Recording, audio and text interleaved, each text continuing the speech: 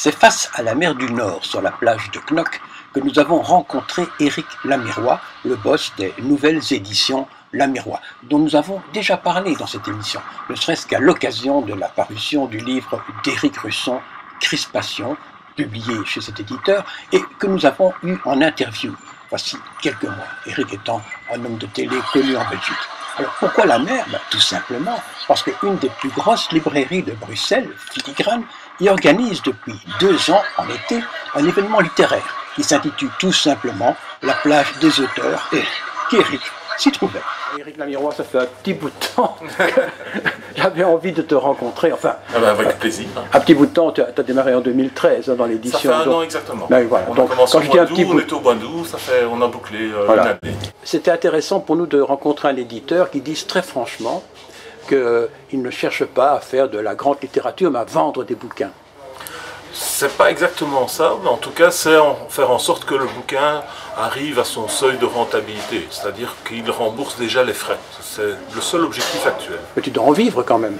Non, pas du tout. Ah, tu fais autre chose? Tout à fait. Parce que j'avais vu que tu as fait 25 ans dans la communication, dans pharmaceutique en fait. Oui, et puis alors tu as fait beaucoup de pages internet? Tout à fait, ça je continue.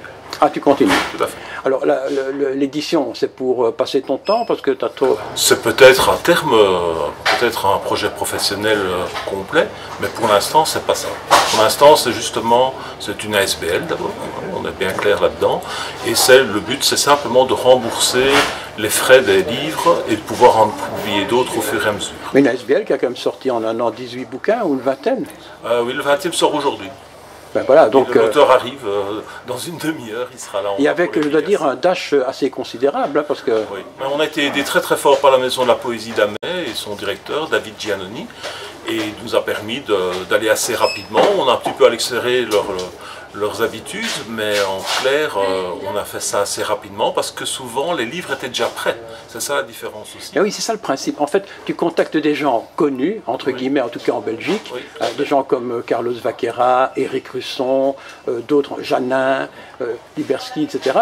Et tu dis que souvent ces gens-là, ils ont déjà un bouquin qui est tout prêt. Tout à fait, c'est d'ailleurs la devise de notre maison, c'est en chaque être sommeille un livre, et en fait, effectivement, la plupart, comme Éric Russon, il a déjà un livre qui était prêt, qui suffisait de le sortir. Et alors tu te dis, comme ces gens sont connus, d'office, ils ont leur public, donc d'office, on va au moins vendre le nombre de bouquins nécessaires que pour rentabiliser.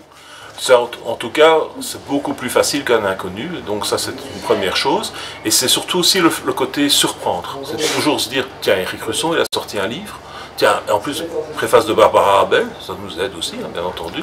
Mais tu as dit dans une interview que tu as accordée à Edmond Morel, qui va d'ailleurs collaborer avec Actu TV, que ce sont souvent des gens qui vendent 30 à 50 bouquins par dédicace. Moi, je trouve ça extraordinaire.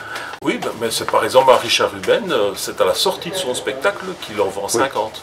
À tous ces fins de ses spectacles, il a d'office 30 à 50 bouquins qui sont vendus à son public. Ils ont un public déjà, ça c'est clair. Et à la Maison de la Poésie d'Amet, tu peux en fait imprimer en continu, donc tu peux démarrer avec un tirage de 300, 400, 500 exemplaires? Même 100, même 50 si on veut. Ce qui est important à savoir, c'est qu'il y a deux choses. Il y a la distribution et la diffusion. La distribution, ça veut simplement dire que tout libraire, même en France, en Belgique, et donc là, il n'y a pas de problème, c'est vraiment la distribution, très facile.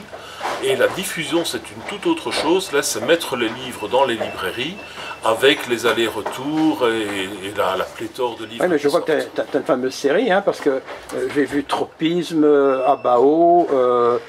Club, Cook and Book, Filigrane, bien sûr, Maelstrom, la boutique RTBF. Donc ça t'oblige au départ à faire comme un certain tirage, non? Non, pas spécialement. Il suffit de quelques exemplaires et d'avoir un roman continu. Et comment veiller à ce qu'il soit en tête de gondole?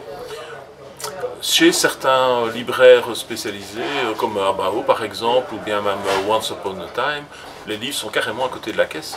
Et puis il y a une caractéristique, tes bouquins ont tous un gabarit, un format, on les reconnaît immédiatement. Ça c'est clair, c'est très assumé.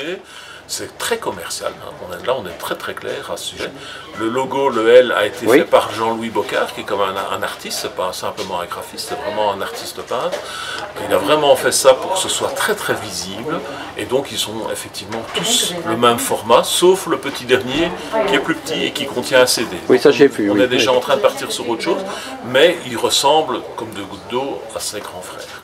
Donc le livre papier a encore sa raison d'exister. Moi, si on me demandait vraiment actuellement pourquoi je fais des livres, c'est pour ce moment où je remets le livre à son auteur. C'est un moment magique. C'est ça. Ça c'est le premier exemplaire. Il reçoit son exemplaire et c'est le gros moment d'émotion. Bon, alors tu vas également te lancer dans le livre numérique. Voilà. Alors le numérique, on a commencé cet été. C'est pour nous avant tout une offre complémentaire. La preuve, c'est que sur nos sites, habituellement, si on nous achète les livres papier, on reçoit la version numérique aussi. C'est EPUB, Kindle, les deux? Tous les trois. Il y a même le PDF en plus. Oui, mais le PDF, on ne peut pas considérer que c'est vraiment un livre numérique. Hein.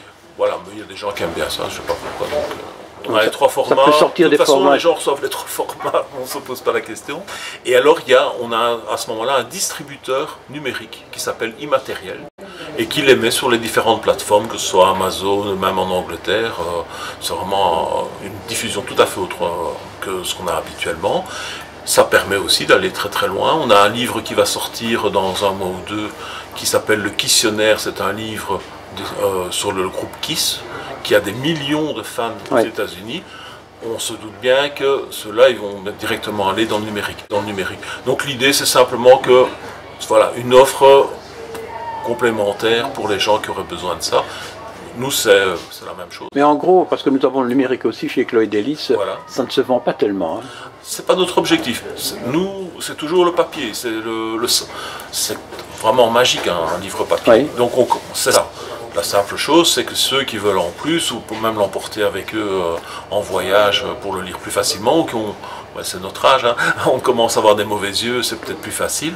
Voilà, c'est une version supplémentaire, c'est complémentaire, mais c'est vraiment pas notre cheval de bataille, ça c'est clair. On n'est pas en train de dire on va basculer dans le numérique.